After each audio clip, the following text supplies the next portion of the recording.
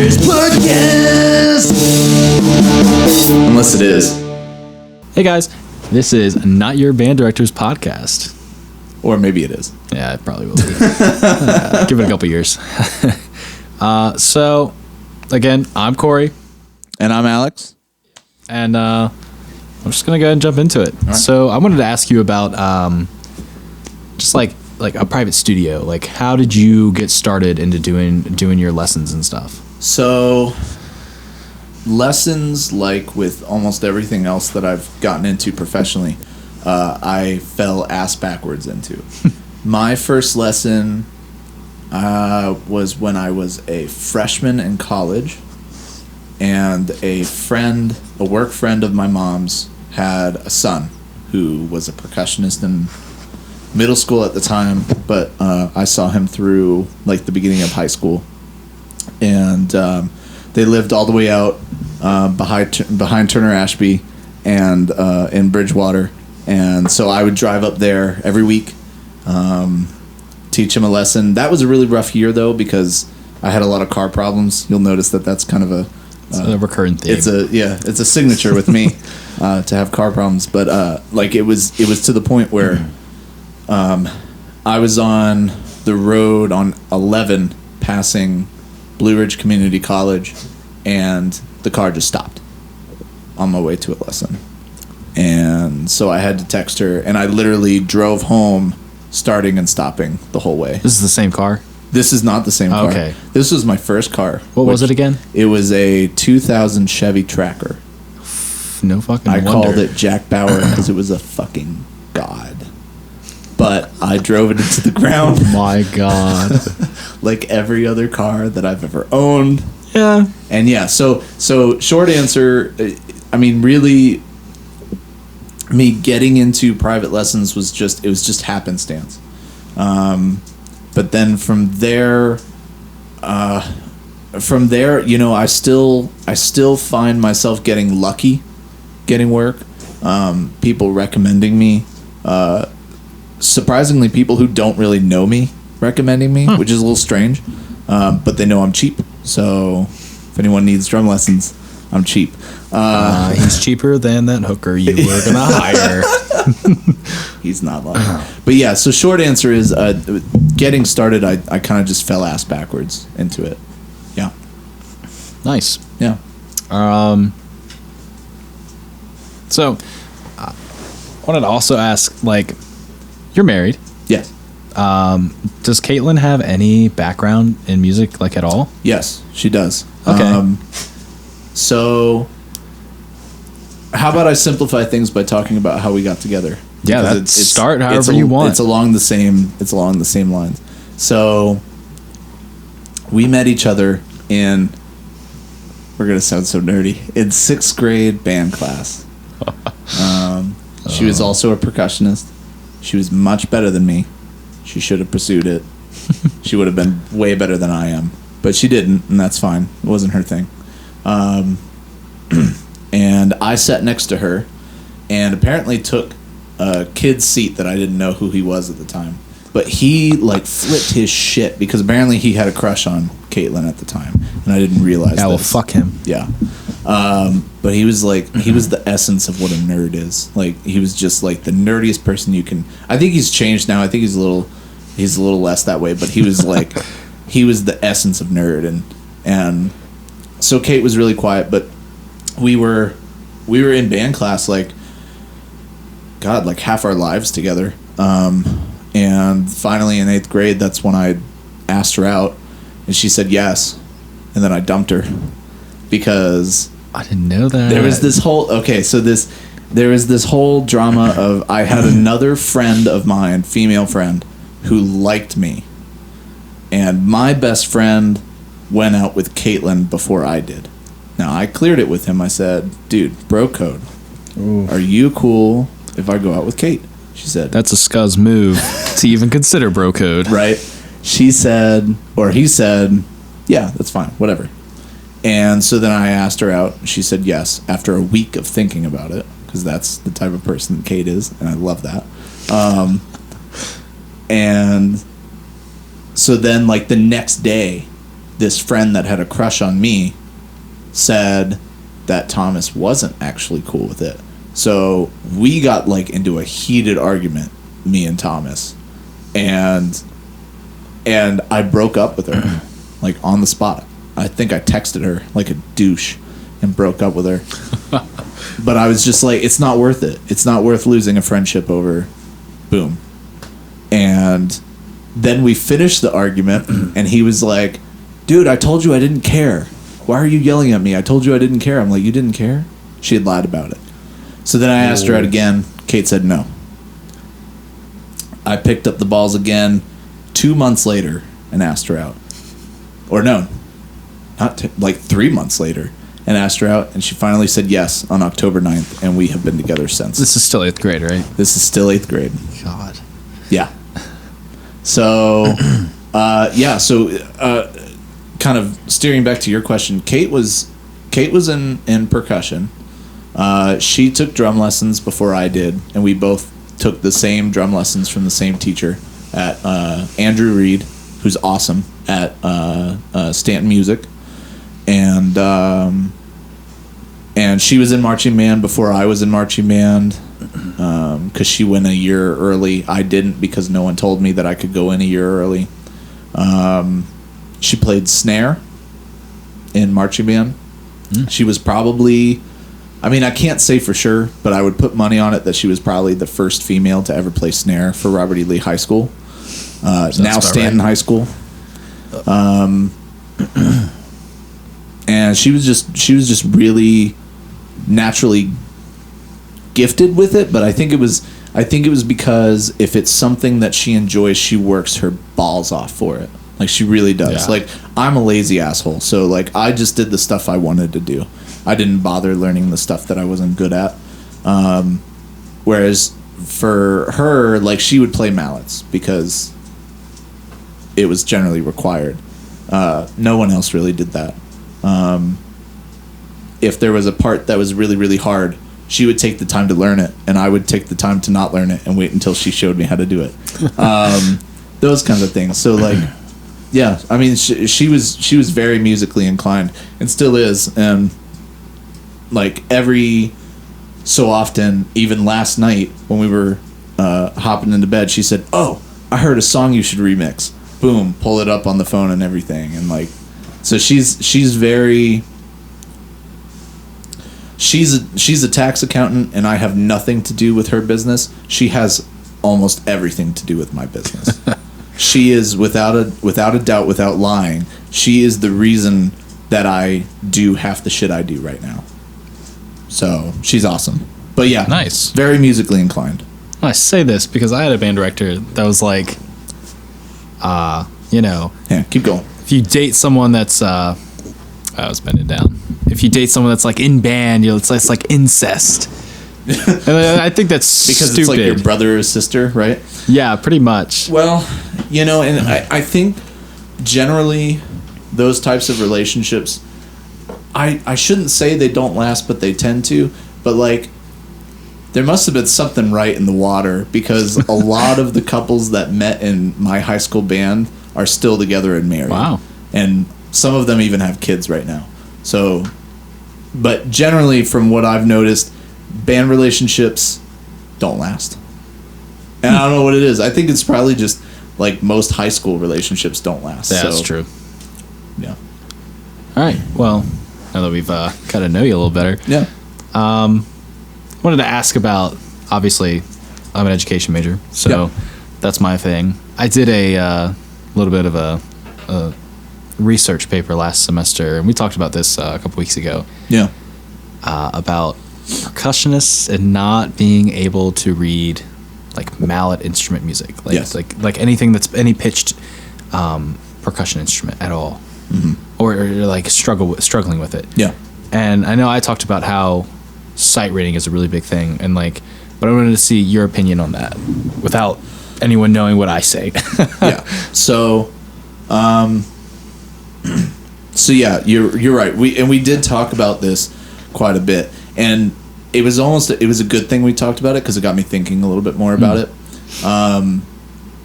So I'll just put like my own shoes into it. So going through high school and middle school, I played snare, and that was just it.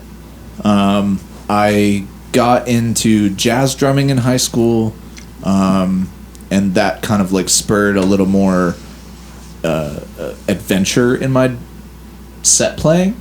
But for the most part, it was snare or percussion or timpani. And I don't think I really learned how to play mallets until I got to college.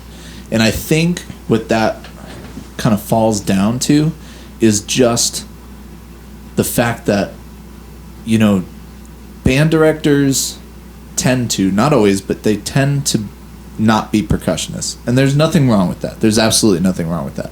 But I think because of that, they don't push percussionists to play the full length of what their instrument is, right? So it would be like me saying, okay, you're a trumpet player, right?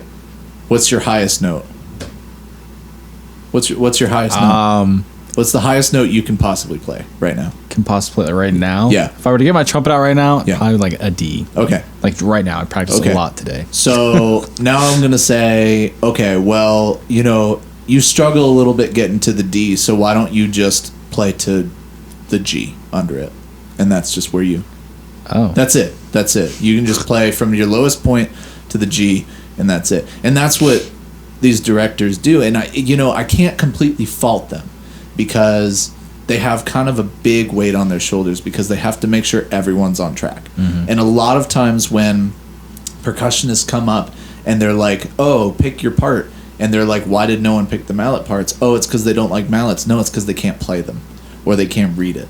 I still, to this day, fucking hate mallets. I hate them.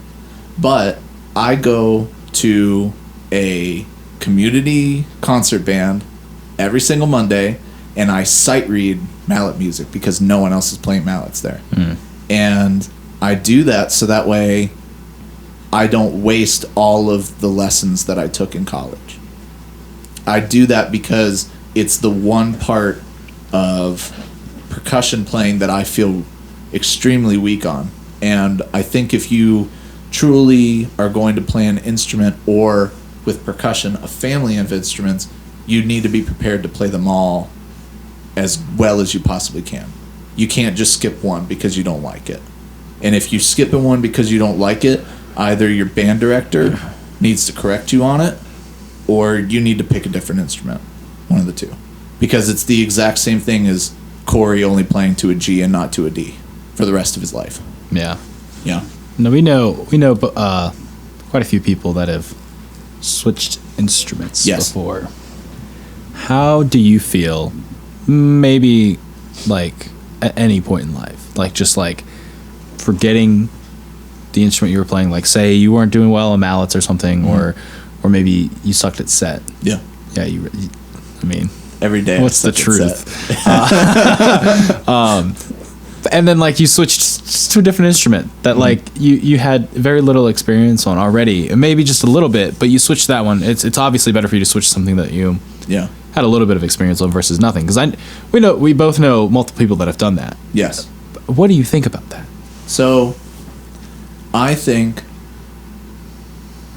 Also, consider you are someone that gives lessons to like percussionists. Yeah. So like, if one of your percussionists like didn't get something, how would you feel if like they just switched instruments? So I would say, I want to preface by saying I'm a very cold person. When it comes to music instruments and when it comes to education, I will move my lessons around based off of the person, but there are just some people who shouldn't or don't really want to be playing the instrument they're playing, and there are also people that just shouldn't be in music in general. So I'm going to get real deep on this one, because I've thought and talked a lot about this. There's a difference between appreciating music and playing music. There's a big, big difference. And I think a lot of people don't know what that difference is. I think a lot of people go on to college and they stay in music because it's what they've known for the last however many years, 14 years or whatever, 10 years, however long it's been. And they just don't know what they'd be good at otherwise.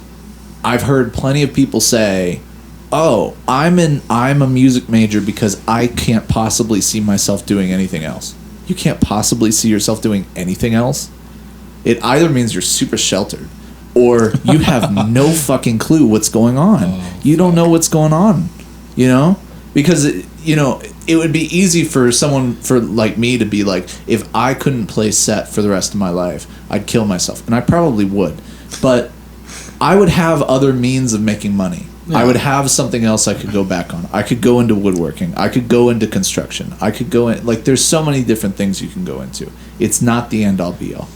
But what I find is that a lot of people who are switching from an instrument that they have some experience on to an instrument that they have zero experience on are people who should not be in music at all. Because they're not making intelligent decisions, for one. And they're trying to, especially if we're talking about college, they're trying to get through 4 years of college playing an instrument they've never played before at a collegiate level. That makes zero fucking sense. I mean, you're setting yourself up for failure. That's exactly what I was about to say. And we talked last episode, we talked about the importance of practicing. My important thing that I always try and have in my practice is I want to succeed at something every practice. I want to see growth. Even if it's the smallest amount of growth, I want to see it.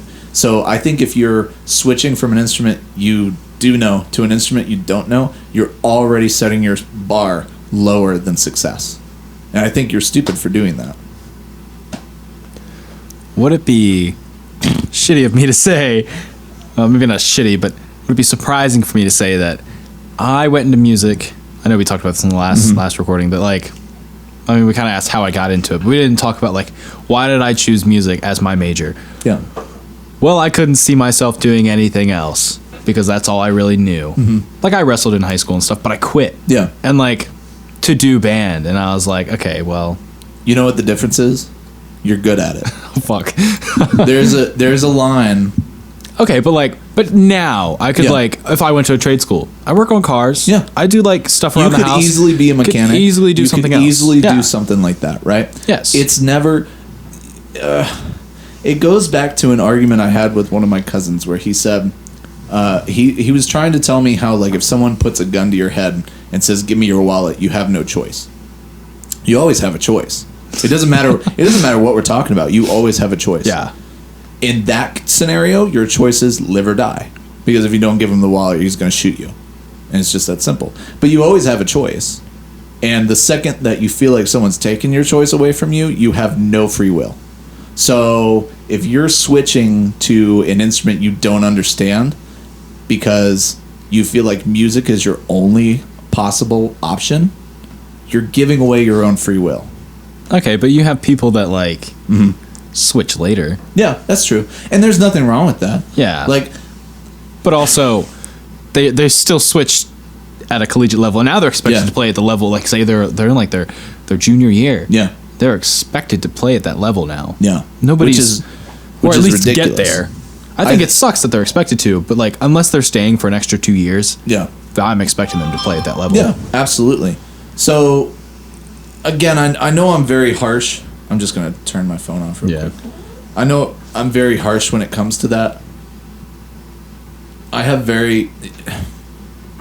just have a certain bar for myself, and I tend to put that on other people. I try not to.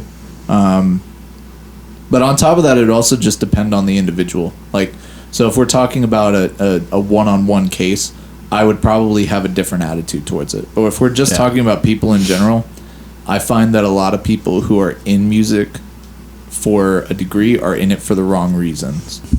So if you're switching instruments, I feel like it's a cry for help.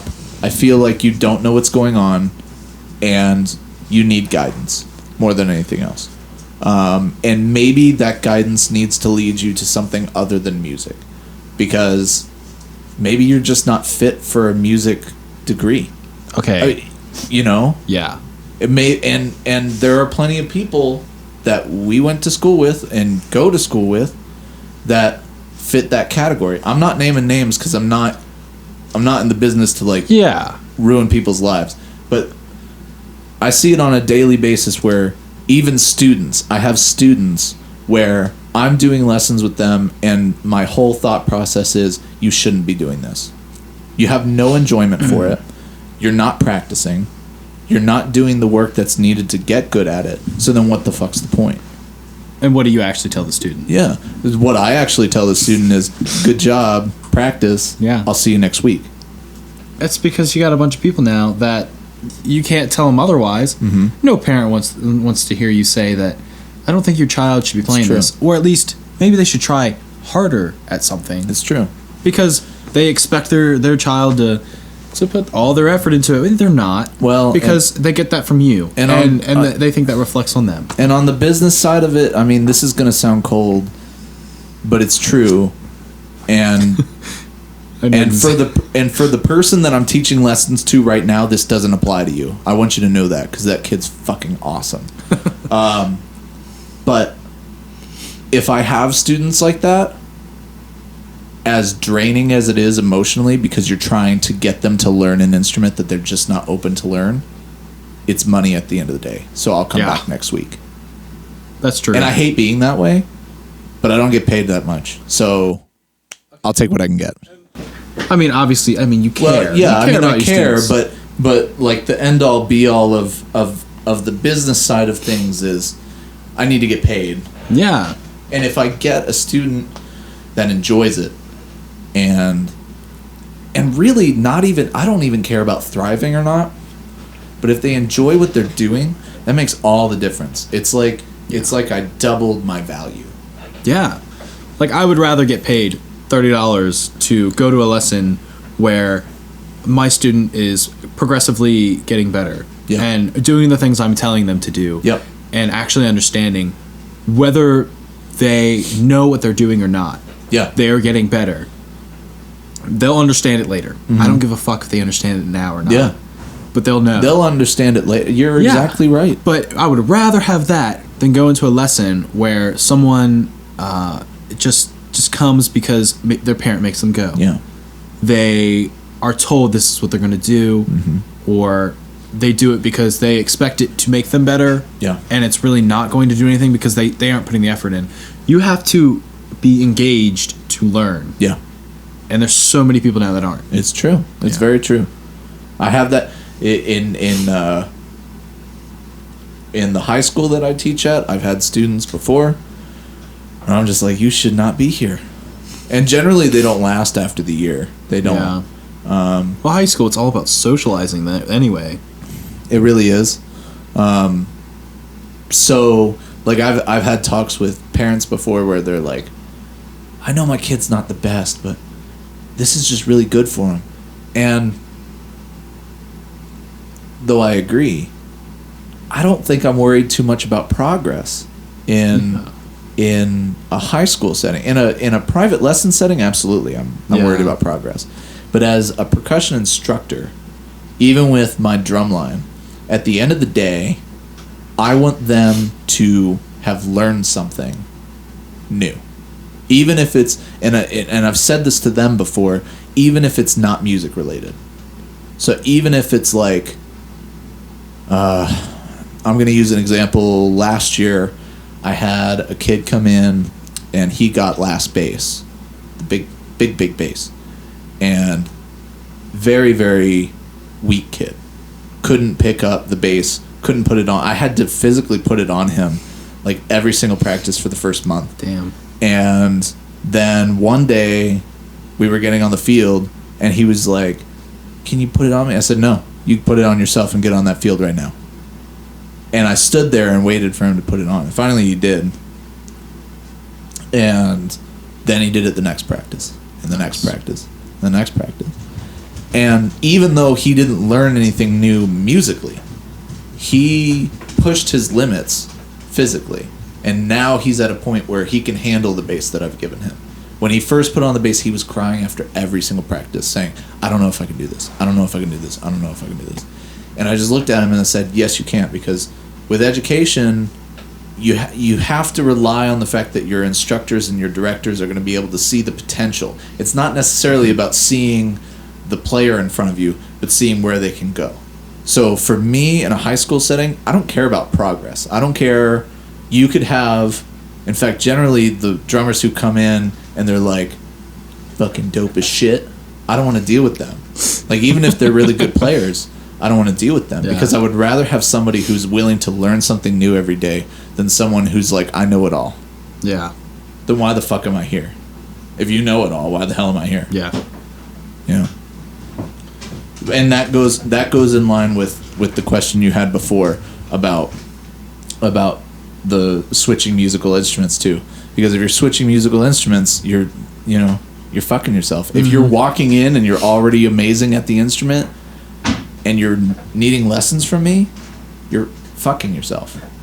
You're giving me money to sit there and tell you something you already know, or something you think you already know, which is generally more likely the way it goes.